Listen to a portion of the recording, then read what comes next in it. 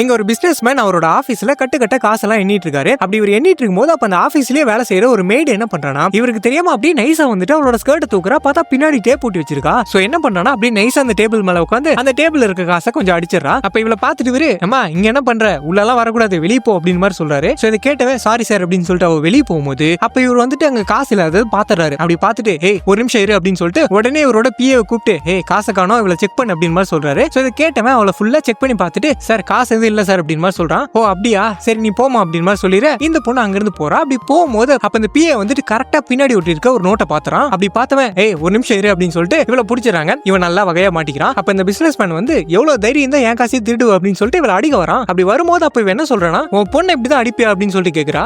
எது என் பொண்ணு அப்படின்னு மாதிரி கேட்கும்போது அப்ப வந்துட்டு ஒரு போட்டோ எடுத்து காட்டுறா. என்ன மறந்துட்டியா, இந்த போட்டோல இருக்க லேடி உனக்கு ஞாபகம் இருக்கா, 25 வருஷத்துக்கு முன்னாடி இவங்களை மாசமாக்கிட்டு அப்படியே ரோட்ல அம்போன்னு விட்டு போனேன் ஞாபகம் இருக்கா, அவங்களோட பொண்ணு தான் நானு, அவங்களுக்கு உடம்பு முடியாம இப்ப ஹாஸ்பிட்டல் இருக்காங்க, ஆனா நீ என்னன்னா காசிலே குளிச்சிட்டு இருக்க அப்படின்னு மாதிரி சொல்றா. சோ இந்த போட்டோ பார்த்தவரு எது அவளுக்கு உடம்பு சரியில்லை அப்படின்னு சொல்லிட்டு ஃபீல் பண்ணவரு. அதுக்கப்புறம் அவளுக்கு என்னன்னா எனக்கு என்ன அப்படின்னு சொல்லிட்டு அந்த போட்டோ எல்லாம் கிழிச்சு மூஞ்சி மேல எரிஞ்சிட்டு இவளை போலீஸ் பிடிச்சு கொடு அப்படின்னு மாதிரி சொல்றாரு. அப்ப அந்த பொண்ணு வந்துட்டு நான் ஜெயிலுக்கு போவோம் அப்படின்னா நீ ஜெயிலுக்கு போய் தான் ஆகணும் அப்படின்னு மாதிரி சொல்றா. நான் எதுக்குமா ஜெயிலுக்கு போகணும் அப்படின்னு மாதிரி கேட்டா அவ சர்க்குன்னு சில பேப்பர்ஸ் எல்லாம் எடுத்து காட்டுறா. என்னன்னு பார்த்தா இவன் கவர்மெண்ட்டுக்கு டாக்ஸ் கட்டாம இல்லீகலா நிறைய பணம் சம்பாதிச்சிட்டு இருந்திருக்கான். ஆனா இவன் முன்னாடியே அது எல்லாத்தையுமே இவன் கண்ணு முன்னாடி டிஸ்போஸ் பண்ணிருக்கான். ஆனா இவ்வளவு அது எல்லாத்தையுமே பொறுக்கி எடுத்து ஒட்டி கொண்டு வந்திருக்கா. என்னையா ஜெயிலுக்கு போக தயாரா அப்படின்னு மாதிரி கேக்குறா. இதை கேட்டவன் ஷாக் ஆயிட்டு கொஞ்சம் பொறுமா உனக்கு என்ன காசு தானே வேணும், இந்தா இங்க இருக்க காசெல்லாம் எடுத்துக்கோ அப்படின்னு மாதிரி சொல்றான். சோ இதை கேட்டவ இப்ப வா வலிக்கு அப்படின்னு சொல்லிட்டு அங்க இருக்க காசெல்லாம் எடுத்து சூட்கேஸ்ல போட்டு அங்கிருந்து போகும்போது அப்ப இவன் வந்துட்டு ஏமா ஒரு நிமிஷம், என்னதான் இருந்தாலும் நீ என் பொண்ணு ஆயிட்ட, லாஸ்டா ஒரு டைம் அப்பா உன்னை ஹக் பண்ணி வா அப்படின்னு மாதிரி கேக்குறான். சரி ஹக் பண்ணி தொலை அப்படின்னு மாதிரி அவ சொல்ல இவன் ஹக் பண்றான். அப்படி ஹக் பண்ணும் போது இவன் என்ன பண்றானா,